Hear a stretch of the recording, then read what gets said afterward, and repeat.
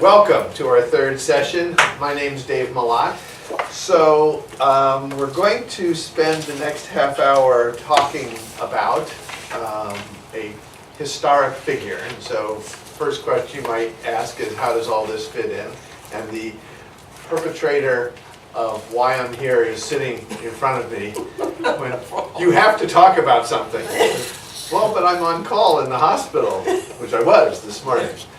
And said, well, talk about something. So I said, okay, I'll talk about Nero. I had the good fortune, bad fortune, whatever fortune to do a series. I was a consultant on a series of historic figures on History Channel several years ago now. It was a series called Ancients Behaving Badly. And it's my one claim to fame. And in addition to Nero, we covered Caligula, Attila, Caesar, Cleopatra, a variety of others. And so I picked this one out for some good and perhaps not so good reasons. And what I wanted to do today and look at is not just have you consider the figure of Nero, of which you probably know as much as I did when I started looking at this, which was a sort of weird picture from probably an old Cecil B. DeMille film of some sort or other, of some guy with curly hair sitting around with flames in the background of Rome. So we're going to take a look at more than that. And then what? Fiddling, although probably the actual description, he had a lyre, which poets often had when they were singing out their poetry. And what I wanted to do was look at this from a psychiatric standpoint. And all of you have probably seen in the newspaper the DSM-5, the new Diagnostic and Statistical Manual for Psychiatric Nomenclature. This is actually a real one.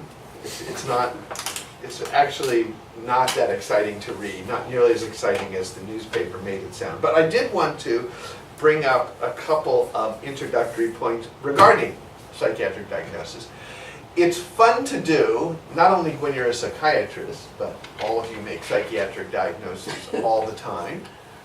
I know that when I'm at 7 Mile, I oftentimes assign a number of both the people who shop there and work there. But it's also an interesting way of thinking or trying to get outside of what about our individual behavior is us as a total individual, driven by the world around us. How do you understand that? And rather than take anybody we can get in trouble with, i.e. anybody who's alive, we'll use a historic figure who actually there is some material about. A number of the Roman historians wrote about Nero. That creates its own problem, since most of the people who wrote about Nero were sort of both upper-class Romans and disdainful to anything that didn't follow a certain ideal. So we'll see if we can tease that apart. But at the end, we will try to figure out if he were alive today, would Nero fit into DSM-5, and if so, where? And we'll try to give you a little brief introduction to what DSM-5 is all about in the process. Okay, so who was Lucius Domitius Ahenobarbus? That was Nero's birth name, actually. Yeah, and he only lived from the year 37 to the year 68. Yeah, he was only 31 when he sort of killed himself.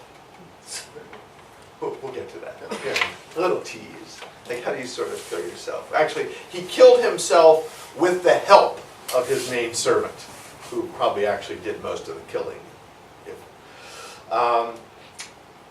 And he was only emperor from 54 to 68. The years 54 to 68. He became emperor when he was about 16 and killed himself when he was 31. that alone adds another whole question of trying to understand somebody. All of you claim not to understand teenagers, right? Accurately, you would claim that. But, I mean, and many people would say that much of the best part of his emperorship was the first 5 or 6 years when he was a teenager. So what else do we know about him? Well, actually know quite a bit. He was the nephew of one of the truly bad people, maybe in the history of rulers, and that was Caligula. I mean, so when we talked about ancients behaving badly, it was hard to top Caligula. Attila tried,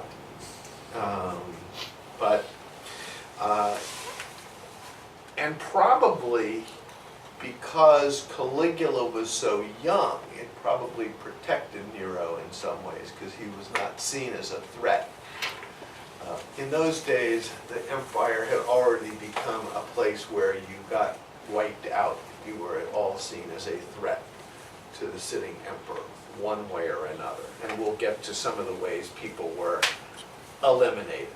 So he was the nephew of Caligula.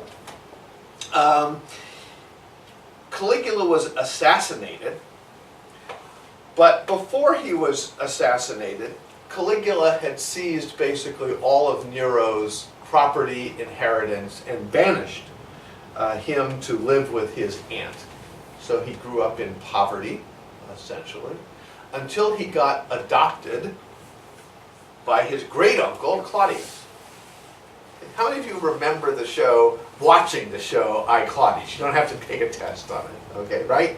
So that was actually an attempt to at least deal semi-historically with a lot of these folks. Hey! Nero would end up being the end of the Judeo-Claudian line, but he was adopted by Claudius. Claudius gave his inheritance back to him. He restored his mother, Agrippina, and he probably restored the inheritance because Agrippina took up with Claudius. Now, she had gotten married in between this time, but the husband died under mysterious circumstances. Most Roman writers assume Agrippina had him killed. And this is, again, a theme, and to think of just how different life is now, because while people can do really bad things all the time, it seems that if you were in the Roman upper class during at least the beginning of the empire, you shouldn't plan to live too long. Well, it's sort of a trade-off, you know? If you wanted to be part of the emperor and the court, you ran a very real risk of a very short life. Well, Agrippina managed to seduce Claudius into marrying her, had a couple of kids, so that Nero had a couple of a step-brother and 2 step-sisters. We will hear about one of them shortly. And then Claudius dies. Suddenly Nero is the closest, oldest heir. He's 16 years old. Now, I don't know about you. In fact, Alexander actually wasn't much older when he was given the most powerful army in the world. And I think on the show I said something like, you know, it's probably a mistake to give your average omnipotent teenager an empire to rule. I mean, there's a lot of things that you would give teenagers. We barely give them a driver's license in this country. And in this case, we gave him Rome. Right? So from a psychological standpoint, just think what that is, because this guy probably grows up in privation, or hears about privation, hears about at least being essentially exiled Now he comes back, and suddenly at age 16, he has Rome. So what are you going to do once you have Rome? Well, the first thing he did was he needed to get married. So who did he marry? His stepsister, Octavia, who was 13 at the time. If you ever read those articles in the newspaper about how the United States is like Rome and we're in the decline period, there are a couple differences. There really are a couple of differences. So he goes on to, and though he marries Octavia, would eventually exile her and kill her and get married a couple more times, the woman who's the most important in his life is, of course, you're talking to a psychiatrist. You know, why wouldn't it be about mom, right? And we have, and she was quite a piece of work. She tried to basically control him, eventually lost control of him, and was killed.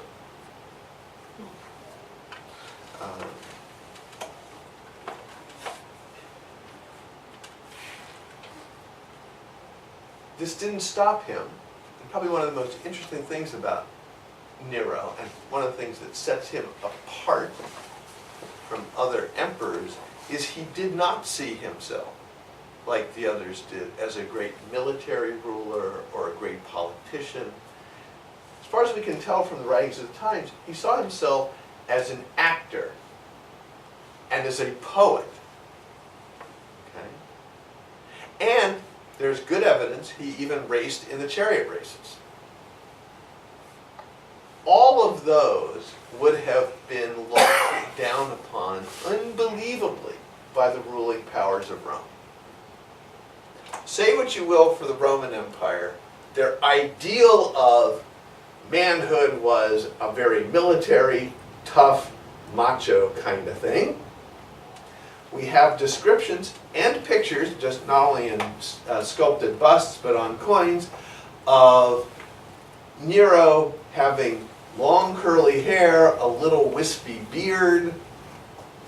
All of this would have looked like bizarre to the average upper class Roman. And he defined himself very much as a person of great drama, theater, etc. This cannot have endeared him to anyone. Although, at least at the beginning of his reign, he was unbelievably adored by the commoners. Probably because he wasn't like all of these military guys.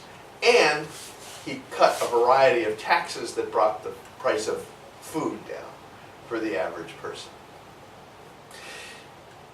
He is described by the historian Suetonius, I love this.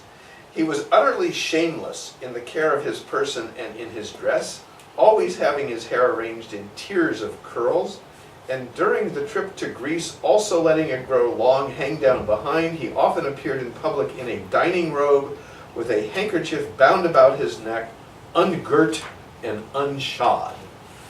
So this would have been, you know, and when you look at this from a psychiatric standpoint, it's clear he wanted to be the center of attention.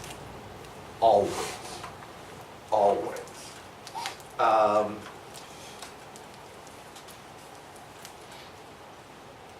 His main education came from, anybody know? Some of you guys have all heard of, the philosopher Seneca was actually one of his tutors. He would later help Nero kill his mother, or justify the killing of Mom, but himself would later be implicated, Seneca, in a plot to kill Nero, and was forced to commit suicide. Seneca was. He had a wonderful theme. Sounds like a wonderful time.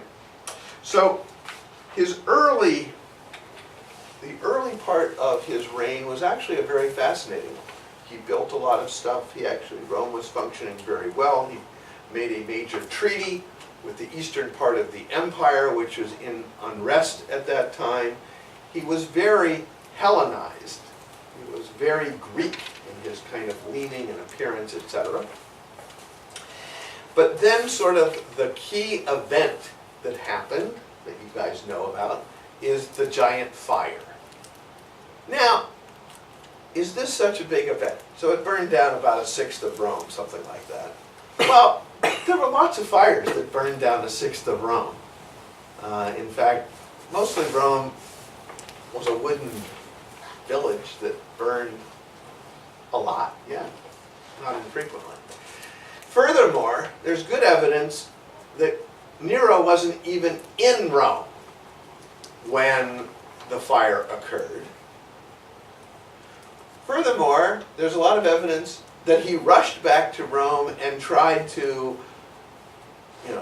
from granaries, etc., feed the people who had been left homeless, try to figure out what to do with all these folks.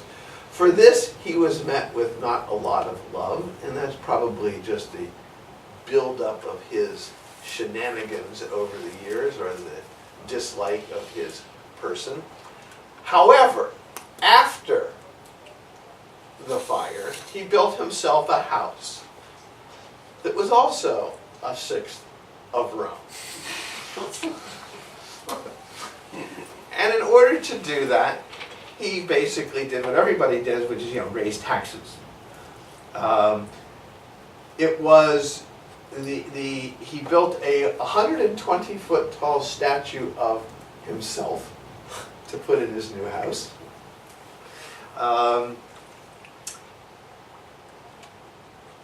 And apparently, again, going to Suetonius, after this gigantic house was built, Rome was impoverished. Nero said something to the equivalent like, well, now I get to live in a house at least like a human being. Like, oh, very nice, very nice. But after that fire, and the reason why the fire becomes a historically important event, everything changes. Everything changes, not just for Nero, but in some ways for Rome. One of the things that Nero does is blame the fire on a new religious sect called the Christians. And apparently very successfully. There were they rounded up a lot of Christians. Let's see,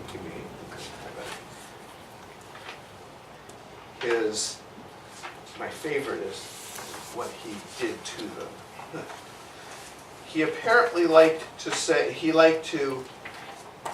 he fed a bunch of them to lions, he apparently crucified a bunch of them.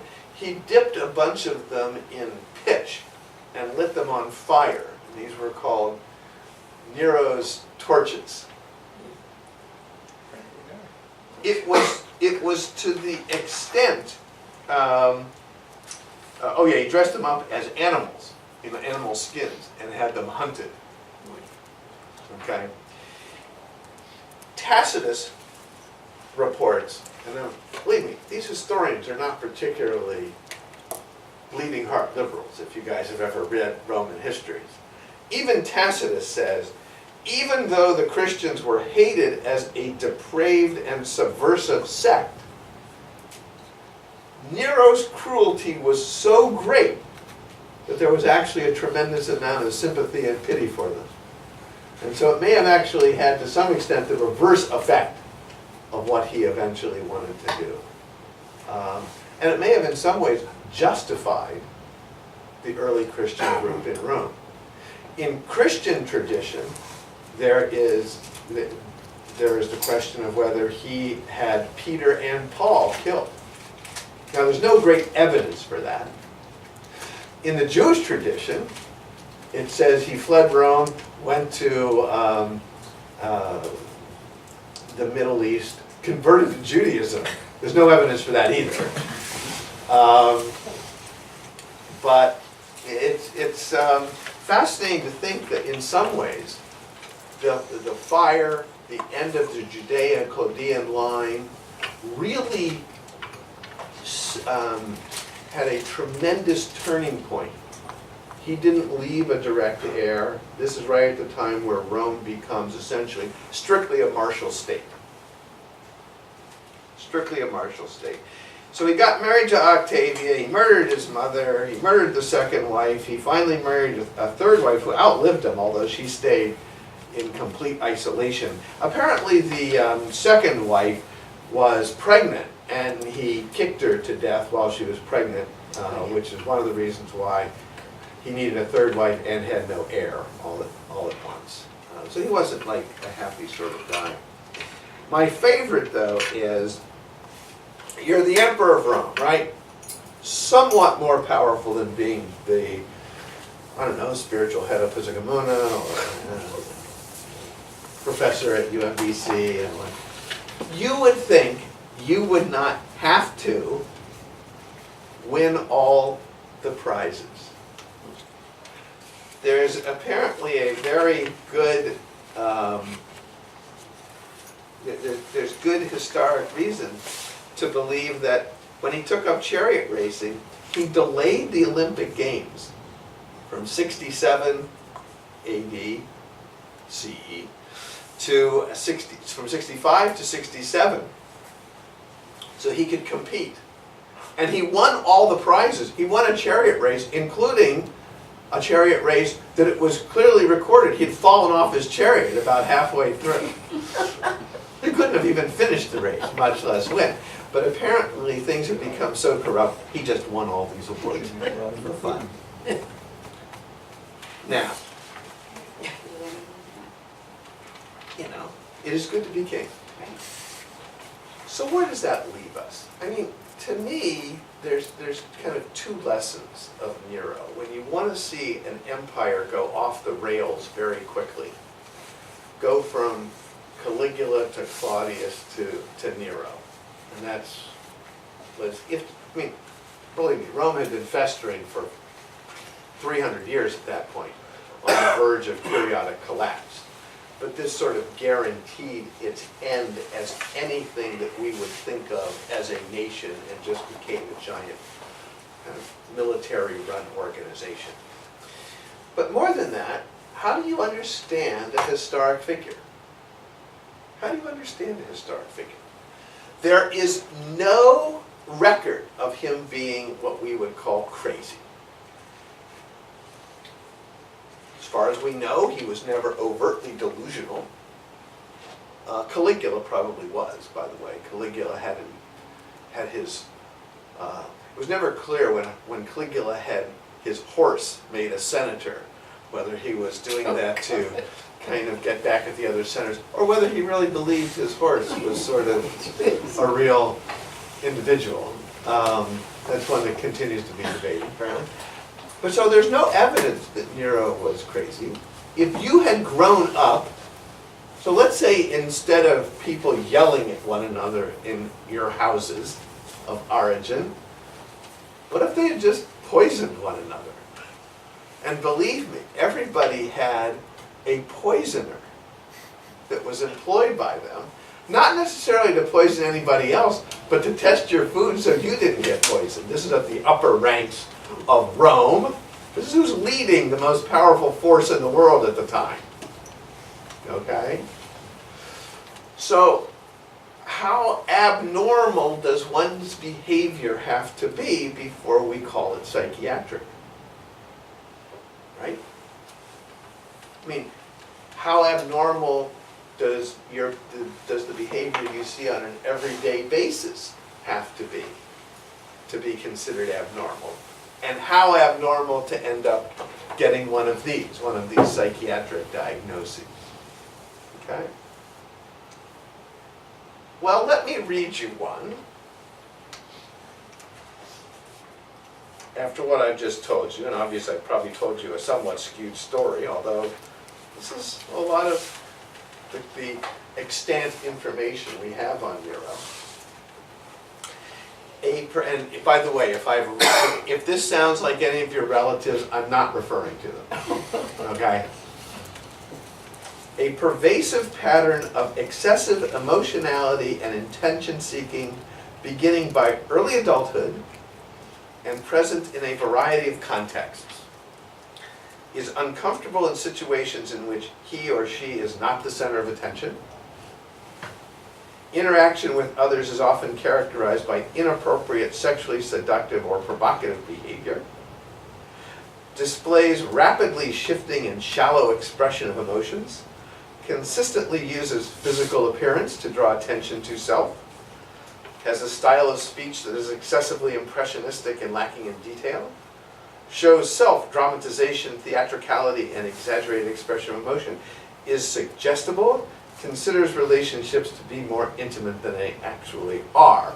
This is the definition of a histrionic personality disorder within the chapter on personality disorders within DSM-3. Now, there are a bunch of people that have histrionic traits. When we say a histrionic personality disorder, that's kind of how you are all the time, regardless of the situation that you're in. And it's certainly tempting to reach back in history and say, can you apply a modern sensibility of psychology to behavior that was driven by very different sorts of social forces around them? Now, it may be we could say that all of these folks qualified under the post-traumatic stress disorder category. That's earlier in the book. Because when you trained with people like Tiberius and Caligula, there was probably a lot of blood, guts, and sort of wanton violence around kind of all the time. But, you know, Nero was always sort of a different character. One that had there been anything other than a heritable emperorship, he would have never risen to that position, because there was no way that he was in any way Roman enough to take over the job all by himself or on the basis of his own talents. It also makes you wonder if all we do is elect in this country, you know, people from the same three families over and over and over. Maybe we should think about looking elsewhere. I mean, it's not that Bushes, Kennedys, and Clintons necessarily, you know, devolve over time, but it really is a sort of object lesson as to how you pick your leaders and what you should be looking in them. Okay, so I'm going to stop there and ask for, yes, Andrew. If you take the characteristics you've used to pull a personality type out of the book, Yeah. can you then use that to predict other characteristics of the person? Do they match up? So that, we haven't done that with Nero, but probably the closest I've come to that is several years ago we did a clinical pathologic review on George Custer. Not on what caused his death, we knew what caused his death, like spear point. But we actually had two historians take an MMPI, personality inventory, trying to project answers as if they would have been Custer. Obviously very flawed methodology, but fascinating that they both also came up with this very kind of, Custer, by the way, also was very histrionic and flamboyant. So you just try to do the best fit possible. But for example, these criteria do not at all describe Julius Caesar. They do not at all describe Hannibal. They do not at all describe, so it's not a general kind of I didn't mean that particular one. It's just that I was wondering, you identified some things, Nero seems to fit them. If you take other things he did, do they also fit that category? Yeah, no, you can look at most of his behavior as being consistent with this. Driven by it, I'm not so sure, but consistent with it for sure. Sounds like he also has traits of antisocial personality or narcissistic So that actually personality. becomes a fascinating question. How much of his killing do we attribute to antisocial psychopathic personality, and how much was expected at the time? And unlike Attila the Hun, whose one of his favorite pastimes was taking a giant sharpened pole, introducing it to the bottom of the person kind of maneuvering so you didn't hit any vital organs till it came out of their clavicle, and then putting them outside the tent pole still alive, and watching them sort of die as they kind of wiggled down the pole and he ate dinner. There's no sense that Nero kind of loved that had that bloodlust kind of aspect that some of the real psychopaths, like Caligula, for example, would have had. But what's the normal amount you're allowed to kill as an emperor of Rome? I mean, Julius Caesar wiped out a whole army or two. His wars in Gaul were... So yeah, and it gets to be a difficult question to read back into the history. And it's actually one of the tougher ones to do. Michael? I assume that there was a non-trivial Jewish community in Rome at this time. Why was the anger about the fire directed at Christians rather than Well, one of the interesting things is, in a variety of the ancient sources, you do not know, and the sects were close enough at the time, also it might have been that they actually are sometimes referring to one, the other, or both. right. And in even even some of the early Christian writers refer to both themselves and the Jews interchangeably. Some early Christians are very much still in their own minds Jews, and the community's not yet sure what to do with them, nor are the Jews sure yet what to do with them. I mean, if you take away at least some of the levity, probably the best description of religion at that time was the life of Brian. I mean, you really had this kind of wacky group of sects that were all loosely defined as, for lack of a better word, monotheistic versus the pantheistic Roman gods, and less here on earth. So they were feeding us to the lions too.